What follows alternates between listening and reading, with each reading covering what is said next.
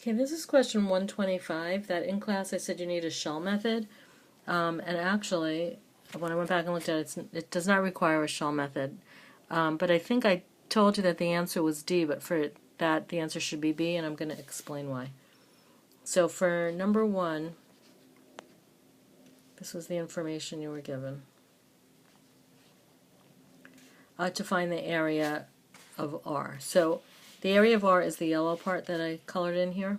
So so the red function is the square root of x, and the bottom part of that is actually negative square root of x.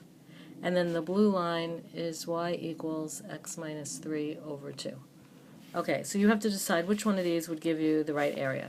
So this was choice number 1, and this is just saying the top minus the bottom going all the way from 0 to 9. Okay, that can't possibly be, because if you look at, let's say, when x equals 1/2, color here. If you look over here, the top and the bottom will both be coming.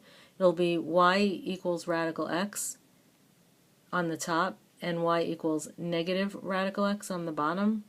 And then that wouldn't make any sense, because first of all, this piece here is not on the bottom until it gets to x equals 1. So 1 is definitely out as a choice. That just makes absolutely no sense. So get that out of here.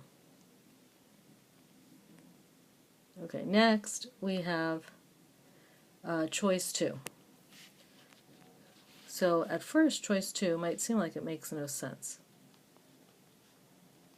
But let's see what it's really saying.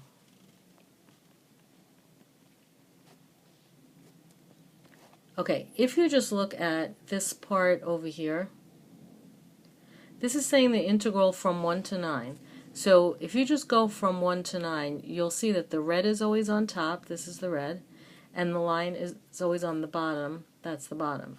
So if this was just asking for the area from 1 to 9, then that would be the answer.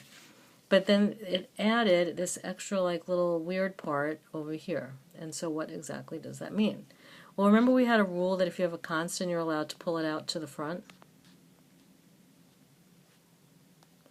Okay, if you look at this little piece right here, just going from 0 to 1, I'm coloring it in.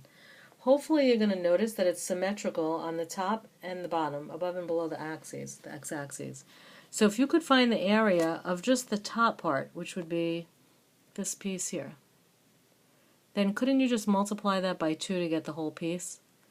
So if you were just going to do that top part, it's going to be the top minus the bottom.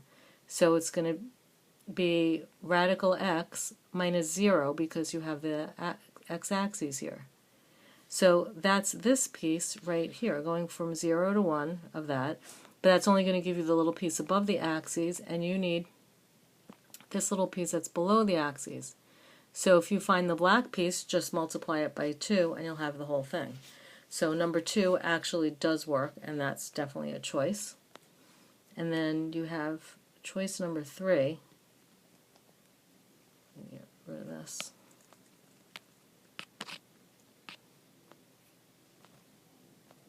Okay, number 3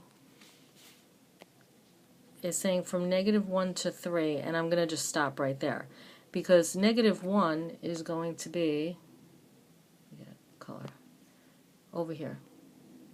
And this function doesn't even go past 0, so how could that possibly make any sense? That can't possibly be right.